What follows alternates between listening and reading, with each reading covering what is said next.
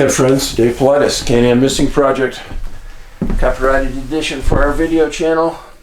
And the executive producer, Huck, is in the building. And she says, Daddy, just give me some hugs and loves. Yeah, come on. Come on. Yes.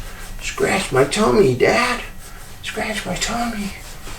Oh, that's a good girl. She loves scratches on her backs, on her tummy. Yeah. Yeah. Can I move this one? There you go. Yeah. And ear scratching. Oh boy. That's like the #1 thing, right? Huh? Yeah. Huck and I are best buddies. Yeah, she's a good girl. All right. Let's get to the meat of the matter. Most important thing right now, folks, to me, is that all 3 of our movies are back online. Missing 411, Missing 411 The Hunted, Missing 411 The UFO Connection on Amazon right now. And they're on Tubi and a lot of other platforms. So please get out there, put it on your social media. If you like them, it would help us a lot if you talked about them. Talked about them by saying, hey, these are a couple good movies. Please get out and watch them. It's the referrals like that that mean a ton to us. So please, please, please watch them. Now, there's a piece of news the other day that really struck me pretty hard.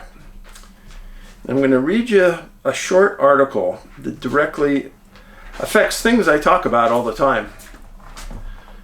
So this is in the Huffington Post. And the title of the article is Texas Slaughters Hundreds of Diseased Deer Over 85-Year-Old Ranchers Protest. Texas wildlife officials killed 249 captive deer on a private ranch this week, ending the longest-running challenge in recent years to the state's policy of euthanizing breeder-cultivated deer herds infected with chronic wasting disease. I don't understand why anyone would be against this. I don't understand the rancher fighting it. CWD is 100% fatal all the time to all cervids. And it is highly, highly contagious. The slaughter ends a 3-year standoff with game rancher Robert Williams, 85. His tenacious legal challenges have raised the prospect that the deer breeders who supply states' high-fenced game ranches with big antlered bucks might impede a strict euthanasia policy aimed at shielding wild deer from new CWD infections. Like mad cow disease in cattle or scrapie in sheep, CWD causes brain proteins known as prions to misfold, leading to a prolonged death by neurodegeneration. Biologists widely view the spreading disease as the single greatest threat to facing North America's herds of wild cervids. You want to make a lot of noise for our friends? Biologists widely view the spreading disease as the single greatest threat. A family that includes deer, elk, moose, and caribou. The Centers for Disease Control and Prevention recommends against eating CWD-contaminated meat due to concerns that the disease will jump to humans like mad cow disease did. Texas wildlife officials generally kill all captive deer at sites where any deer test positive for CWD, then require extensive sterilization procedures that include removing a layer of topsoil from deer pens and burying it 6 foot deep. CWD-contaminated sites cannot host captive deer for at least 5 years. Prions are passed through defecation and urination and drooling. It's insane that anybody would want to bring those deer back. And herein lies the problem. A deer that's got CWD that's in the wild urinates on a plant. It rains, washes some of the urination off. Next deer comes down, eats the plant. It's got CWD. Williams, a CWD skeptic who eats infected venison without concern, waged a 3-year battle to keep the state from killing deer on his ranch southeast of Dallas, enlisting the support of Republican Texas state legislator Bob Hall and right-wing rocker Ted Nugent. Williams encouraged other breeders to follow suit. He implored Texas to let him release his bucks for wounded veterans to hunt for free. The state's ability to enter privately owned breeding pens to euthanize deceased deer or diseased deer is well established in Texas law. After months of legal wrangling, the Texas Supreme Court ruled last month that the depopulation could proceed. This is a task we never take lightly, and that is always a last resort, but that has proven to be the most prudent standard practice for managing prion diseases in wildlife, said Texas Wildlife Department. The legal battle ultimately proved financially disastrous for Williams, who absorbed the cost of feeding approximately 500 captive deer that he could neither sell nor turn loose for paying hunters. The land's value, which was tied to the attractiveness for deer hunting, has tumbled. I won some battles, but I lost the war, Williams said. They just ruined me. He and his daughter Marie Lou put down three deer themselves, including a tame doe that they viewed as a pet and allowed to enter their house to avoid having wildlife officials shoot them. Texas wildlife officials prohibited the Williams family from entering the breeder pens as the deer were euthanized on Tuesday, according to Williams, but he said they could hear the muffled sound of what he believed were subsonic pistol rounds fired repeatedly. Texas wildlife officials dispatched most of the deer using suppressed centerfire rifles, according to an agency spokesman. In 3 cases, they used pistols. When I walked by and looked at those empty pens, those were the bucks used to be, I just cried, Williams said. I couldn't help it. Wildlife conservationists, however, applauded the euthanasia of Williams' herd, viewing it as a necessary measure to protect wildlife.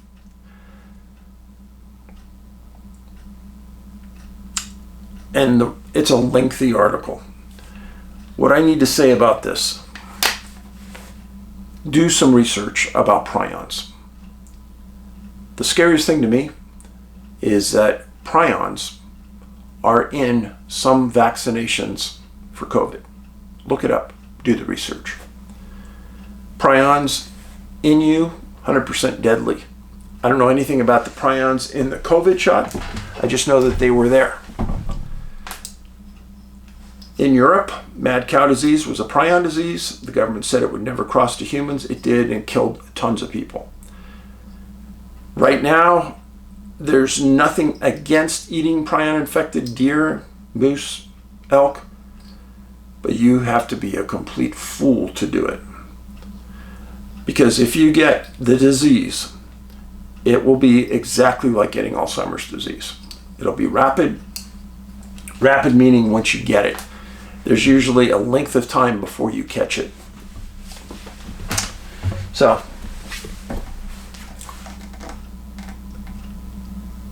the missing people for today. First case involves a man named Tom Gates, who was a deer hunter. He went missing October 27th, 1974. He's 27 years old. Disappeared on a Sunday in the Stanislaus National Forest in California. Oh, I know this area very well. Very well. Tom and his wife, Terry, lived in Lawndale, California, southern part of the state. They had long planned this hunting trip for deer. They traveled north from SoCal, and about 19 miles northeast of Pinecrest, California, they established their camp near a place called Long Valley Creek.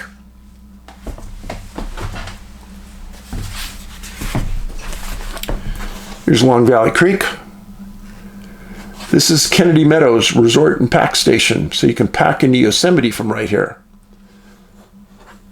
Donnell Vista. You know this. In Missing 411 The Hunted, we did a special broadcast from there. And the Sierra Camp is located just off in this area. Oh yes, I know a lot about this area. Now, Donnell Vista, there's 2 people missing from that exact location. The second location, the Sierra Camp, we broadcast Missing 411 The Hunted, part of it from there. 18 miles northeast of where the location on the map I just showed you. And number 3, Kennedy Meadows, Yosemite, many missing from that area of that pack station in Yosemite. So after Tom and Terry established the camp, there were some other people camped in the area, and one of the camps had 2 men in it that they got to be friends with. Both the men were from Modesto. They were also deer hunters. And Tom and them decided, hey, why don't you just accompany us? We'll walk out into the wilderness together and we'll hunt. I said, great. So on October 27th, at about 5:30 in the morning, Tom left with both men walking into the wilderness. Now at 10 a.m., the Modesto men walked out of the wilderness together, got into their truck that was already loaded, waved to Terry as they drove out. Husband wasn't with them. I should say this. This is not unusual at all for 2 men to walk out of the wilderness together and leave without a third man. This wasn't part of their original hunting party. The idea that 3 men would hunt deer together, I don't think I've ever heard of that. A couple of times, yeah, 2 guys go out together. But 3, I've never heard that. That's 3 times the scent that the deer will smell, 3 times the noise that it's made. You're always better off hunting alone, always. So the reality that Tom wasn't with him, when I read this, I know some people are going to say, oh, the other 2 murdered him. No, that wasn't what happened. So at 4:45 that same day, Tom hadn't been back to camp with Terry, and the weather kept getting darker and darker. And late October, it gets dark earlier and earlier. Well, she decided to call the Tuolumne County Sheriff, and Deputy James Scruggs responded, met with Terry, took a few brief notes, and before it got super dark, he took a hike into the wilderness himself. I like that. That's a committed deputy. He called for Tom. Tom didn't respond. And after it was dark, he ended up hiking out himself. And then he took a full missing person report, including a profile report on Tom. That profile report would have said that Tom was healthy. He could walk many miles. He was active. He was an in-shape hunter, an experienced outdoorsman, and he would usually be off trail. That, my friends, is a search and rescue nightmare. Yes. It's always easier when you're tracking somebody who stays on trails, because there's only so many trails in the forest. But when you start going off trail, and you don't have a personal locator beacon, which every hunter imaginable should have, what can I say? Well, it was so late that Deputy Scruggs called in to Tuolumne County, got approval for a search and rescue call out the following day. And on October 28th, 1974, a search and rescue plane and helicopter was dispatched to search the area, and a command post was set up at those campgrounds. Originally, it was a 24-man SAR team that assisted as ground pounders. And then just down the road, not very far at all, was Dodge Ridge Ski Resort. And since the resort wasn't open yet and the ski patrol was being used to clean it up, they authorized them to go search for this hunter. So they responded. Now this is good because most ski patrolmen are younger, in shape, know the outdoors. Perfect. And then 39 men working at a local river on some projects were redirected by the government to go search as well. So they had a good group of people. On October 29th, the weather continued to get worse. A storm inundated the area and dropped 18 inches of snow. So deputies put out a lot of posters, all the different campsites around the area. And another hunter saw the poster and came and talked to a Tuolumne County deputy. And he said, I actually talked to Tom when he was alone hunting at over 10,000 feet in elevation at 1 p.m. on October 27th, 1974. Oh, the day he went missing. Yeah. At 1 p.m. that day, somebody sees him alone up in the mountains, talks to him, they wish each other well, they go their separate ways. Hunter said there was nobody else around other than just Tom. Well, immediately, Search and Rescue Command Post redirects hunters into that area. And that raises a lot of problems because the higher you go up in elevation in the Sierras, the colder it gets. And if there's bad weather in the area, the worse the weather gets. But they went up. And then late that afternoon, early evening, a storm struck hard at the higher elevations in this area, and they had to pull down. October 30th through the 31st, there was non-stop search and rescue efforts going forward for Tom Gates. On November 2nd, 2 U.S. Forest Service contracted planes flew over the timberline area after the weather cleared, looking for Tom. The search and rescue commander stated that 90 square miles had been covered by planes. 90 square miles, that would be 9 miles out by 10 miles wide. That's a large area. But they stated that 30 square miles were covered repeatedly on foot. And they went over several areas that they thought were high probability zones. On November 4th, the sheriff of Tuolumne County stated that they presume Tom is deceased. What does that do? That allows the Forest Service to take him off their records as a missing person. And he's on no official government missing person sites.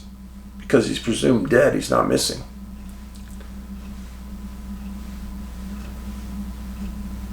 There was bad weather off and on, and then on November 26th, there was probably one of the last days of good weather before winter seriously set in. And at the request of Terry, the sheriff sent up another aircraft to search the area for the day. And they spent an entire day and they saw nothing. So that happened on October 27th, 74. You got to understand something. Thousands of hunters have crisscrossed that area where Tom went missing. I guarantee one thing. The rifle he was carrying, it didn't deteriorate and go into the ground. It's still there. It's mighty rusty, but it's still there. And near that rifle is Tom Gates. And I would say that he's somewhere still up in those mountains. Whether they will ever find him, I seriously doubt it because of predation at this point. Animals collecting bones, chewing on the bones, there'd be nothing left other than the rifle. And maybe his leather belt, maybe the rubber in the underwear. And that's about it. If he was, depending on the type of boots he was wearing, if he was wearing rubber boots, those would still be around as well. A very sad story, but another hunter that disappears in California. I hear you, Huck. You're making your noise. I hear you. Case number 2. Today's stories involved people that I've listed in subcategories of the missing. A big subcategory is hunters who disappear. But another one is farmers. Andrew Jim Prisky, 73 years old, missing August 2nd, 1973. About a year before Tom Gates disappeared. Now, Jim Prisky lived 3 miles west of Rio, Wisconsin, and he was a rural farmer. He'd been married for 42 years to Nellie, and they had 8 kids. He farmed a 132-acre plot. Jim always woke up early, did the daily chores, had breakfast, and took the family dog, a collie named Rex, out for his daily walk. This was a daily routine that never changed. Huck just got up and said, "Hey, Dad, let me go." Okay, I'll let you go. Thanks for sticking around. Here you go. Okay, I guess my production was okay. She gave me the thumbs up. Actually, she gave me the paws up.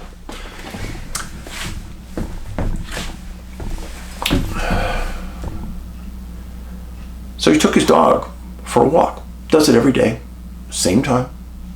Walks around the property, walks around other people's property, comes back. Well, at about 4 p.m. that day, Jim was hours overdue. And Nellie got worried. She calls her sons, a couple of sons, and she called the Columbia County Sheriff's Office in Wisconsin and reports her husband is missing. The deputy that responds, I like what he did. He first took a brief 3x5 card with information, and then he drove around to all the farmers and ranches in the area and said, hey, have you seen Jim? If you haven't, could you come tomorrow? We're going to do a search for him, blah, blah, blah, on and on. Please search your property. And then the deputy came back and did a full profile on Jim Priskie. Well, the deputy stuck around till about 8 p.m. And then there was a momentous incident involving Jim. Rex the dog returned.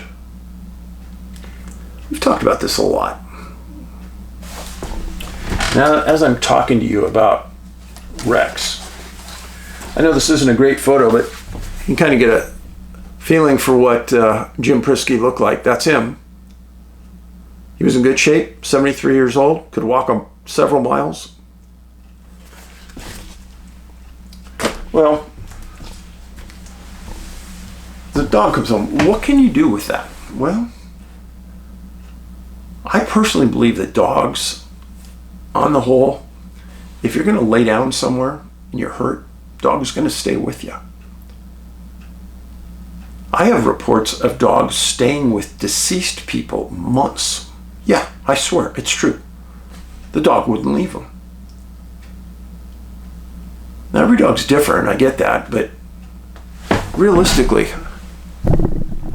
what would your dog do if you laid down in the grass and got hurt? Would the dog stay with you? I don't know. But Rex was at home.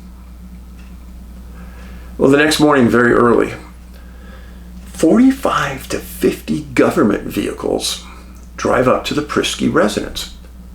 In all of my years of doing this, I've never heard of that many government vehicles showing up at a farm over a missing farmer. I'm sorry, I just never have. But that's what all the records showed. And 2 of Jim's sons helped explain the area to the searchers, and the Rio and Columbia County deputies assisted along with several volunteer fire departments in their efforts to find Jim.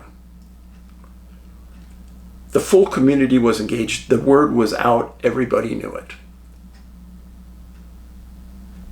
And then late that day, when everybody was in, deputies put a radio transmitter on Rex.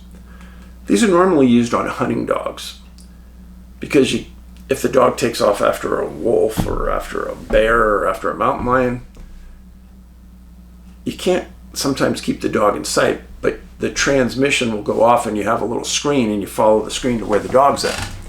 Well, they put this transmitter on Rex in the middle of the Priskie property.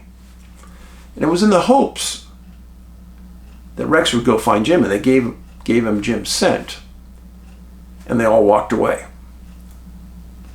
Almost before they got back to the Priskie residence, Rex was following them. To me, that tells me Jim's not in the area. I mean, that's just me. I may be completely wrong. The area here is filled with woods, swamps, bogs, farm fields, ranches. So let's go to August 4th. 1 helicopter and 2 planes assisted in a grid pattern search of a 2 by 2 mile area from the Priskie farm. They knew the sort of direction that Jim was walking. So they took that and they squared it. And they told the helicopter to take one side, the plane to take the other, and just fly up a grid, come on back, fly up again, fly back. It was a general consensus of everyone that there's no way he got lost. He had worked and lived in this area for 40 years. 40 years. It was the opinion that he was injured. He was in great spirits. He had no family problems. He loved his boys, daughters. So nobody thought he would voluntarily leave. On August 5th, the sheriff made a statement that they had covered this 2-by-2 mile stretch over and over and over again. Nobody believed he would have gotten out of this 2-by-2 mile area because that was his usual walk zone. So they decided to terminate the search. August 9th, Sheriff Vern Goltz holds a press conference stating he's baffled. He can only think that Jim was transported out of the area somehow, some way. But by who and why? Good state of mind. Sheriff stated he was positive Jim is not in the area. Okay, I get that. You know, this is the area of the farm. This red dot right here. This is Rio, Wisconsin. Farm was up in this area. Water and marshes and bogs all around this. Otsego, Lowville, Wyacina.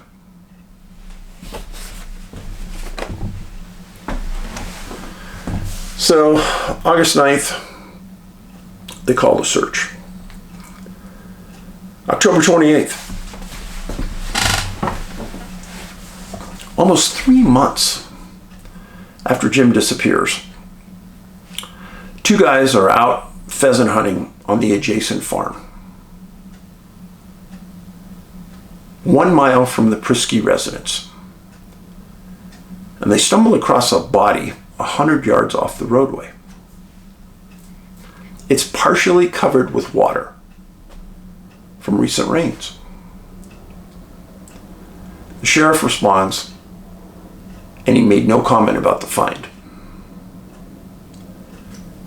3 days later, October 31st, the sheriff said that there would be no autopsy on Jim's body. That confused me. Because the sheriff said it appears he died of natural causes. I hate to tell you this, but if you poison somebody and you put them out in the field for 2 months, you're not going to know if they were poisoned unless you do an autopsy. Remember, the sheriff stated he was positive Jim was not in that 2 mile by 2 mile square area intensely searched. But he's found there, almost right in the middle of it. So what do you have here? Well, for sure you have point of separation. Something happened to Jim after he left his family at the farm. Canines. Rex wouldn't track or go find Jim. And Jim was with a dog when he disappeared. It's that canine connection. Jim's found in a small body of water. Farmers are a subgroup of the missing. And the area where Jim was found had been previously searched multiple times by land and air. What can I say? So, I did a little search. I did a UFO search around the area where Jim Prisky disappeared. And I was in stunned disbelief what I found. The number of sightings in this area of Wisconsin are stunning. For for relatively little to no population. I'll just read it to you. Doylestown, Wisconsin, 2 miles from the farm. Characteristics: an aura and haze around an object, an aircraft nearby. 5 yellow lights flash in the sky, then disappear, with 3 reappearing 4.5 miles later. I was driving north on County A in Columbia County. Just as I was crossing over Highway 16 on January 8th, 2014, I saw lights low in the sky. They flashed for just a couple of seconds and then disappeared. Approximately 4.5 miles up Road 3 of the yellow lights reappeared and were slowly moving in a northeast direction. As the lights reappeared, I noticed 2 other aircraft in the sky and the typical red and white lights. One aircraft was traveling southwest almost directly above the yellow lights, and the other traveling northeast below the lights. A lot of times, pilots do not see UFOs that people on the ground may see, or vice versa. So that's not unusual. August 21st, 2015, Poinet, Wisconsin, 7 miles from the farm, shape triangle. Triangular aircraft with absolutely no sound traveling and very low. 6 glowing lights, 3 of which were larger on each end of the aircraft. Wondering if anyone else saw this. New Fork sighting number 121381. Gee, isn't that a coincidence? Just like my movie, Missing 411, the UFO Connection. New Fork sighting 44509, November 4th, 2004. Pardeville, Wisconsin, 6 miles from the farm. One night in mid-November, myself and my girlfriend decided, since it was a clear night, to take a walk to the mailbox, which happens to be a half a mile away from our home. We live out in the country, so the stars are always out in full bloom on our way back. I was looking into the sky, and all of a sudden, out of nowhere, there was a bright orange burst of light in the sky just above the tree line at 10 o'clock position. It lasted about a second or two, and it began to disappear. Just as it was disappearing, another one flashed out. And in the same fashion, it did this a total of 4 times, and it appeared to make a division symbol from right to left. If this was one object, then it might have been moving at the speed of light, because by the time the first light was disappearing, the next one was there. When the last of the 4 lights dimmed out, I focused on the area that the lights were in. I was able to spot out a solid, very faded white light, going in the opposite direction as before and going behind trees. Me and my girlfriend ran down the driveway to get to the porch, which overlooks a large field. Sure enough, after a couple of minutes, I could see the object coming out from behind trees. The faint white light began to dim out at this point. We waited and waited. I think about 5 or 10 minutes went by when the bright orange flash came again. It was huge this time. It appeared to be about the size of a dime at my perspective. 2 very small orange lights then shot towards the ground at a 45-degree angle from the object. Then the large light dimmed again, and about a minute later we saw the 4 lights in the sky to make a quarter circle. From 12 o'clock first, then down to 9 o'clock on another note, none of these objects made any noise at all. And when you can see a plane or helicopter in the area, you always hear it before you can see it. And that was the end of the experience that night, but I assure you, it's not nearly the only strange activity I've seen out on the farm. How can you discount this stuff? New Fork sighting 113889, September 25th, 2014. Fall River, 8 miles from the farm. Starting at 5 p.m. and continuing until about 8 p.m., I saw a series of strange shapes or crafts in the sky. I don't believe they were planes or jets. They didn't make any noise. There were no visible wings, just a bright silverish shape. They left no contrails. They appeared to materialize out of nowhere, and some of them vanished as quickly as they came. They all appeared to be following in the same direction, east to west. The first one I witnessed was around 5 p.m. I heard a plane overhead, and I looked to the north and saw a very bright cylinder in the sky. Directly above me was a regular airplane. The cylinder appeared to be the larger of the airplane, but it had no wings. It traveled behind a small grove of trees. I went to the other side of the trees to get a picture, and it vanished. It was a beautiful, clear day outside, not a cloud in the sky. I called my husband to tell him about it, and while I was on the phone with him, another one of these craft appeared in the sky traveling in the same direction. I managed to get a photo of it along with a video footage of some of the others that followed. In total, there were 9 different UFOs, all similar in size and shape and color, traveling in the same direction. They would seem to appear out of nowhere and then travel northwest before vanishing in the sky after about a minute or two. It started to get dark outside, and while I was on my way into the house, I saw a very bright and large flash of intense light to the north, just behind and above the grove of pine trees. I felt strange afterward, dizzy, like my sense of balance had been disturbed. I amaze myself what I find when I start looking. Now, some of you, I know, get offended when I talk about this. What are you talking about, UFOs or missing people? Well, I think that there's many credible reports of people being abducted by UFOs. And there's tens of thousands of them. If you read and you want to discover it, there's a lot all over the world. And in my movie, Missing 411, The UFO Connection, I talk about a hunter who was abducted by a UFO.